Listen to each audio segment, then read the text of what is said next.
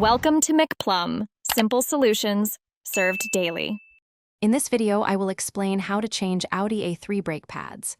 First, gather all your tools, including a jack, lug wrench, and your new brake pads. Make sure your Audi A3 is parked on a flat, stable surface. Use jack stands for safety. Before lifting the car, slightly loosen the lug nuts on the wheel you'll be working on. This makes removal much easier once the car is elevated. With the wheel off, you'll see the brake caliper. Locate and remove the two caliper guide bolts. Once these are out, gently slide the caliper off the brake rotor. Be sure to support the caliper so it doesn't hang by the brake line. Now, you can easily remove the old, worn brake pads from the caliper bracket. Take note of their orientation for later. Before installing the new pads, you'll need to compress the caliper piston.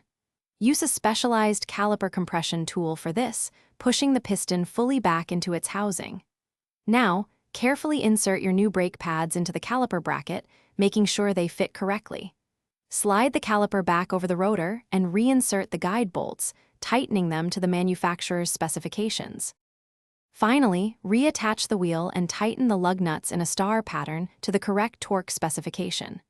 Once the car is safely back on the ground, get inside and pump the brake pedal repeatedly until it feels firm. This resets the caliper piston and seats the new pads. Take your Audi A3 for a short, low-speed test drive in a safe area to ensure the brakes are working correctly. Thanks for watching. Stay juicy and subscribe.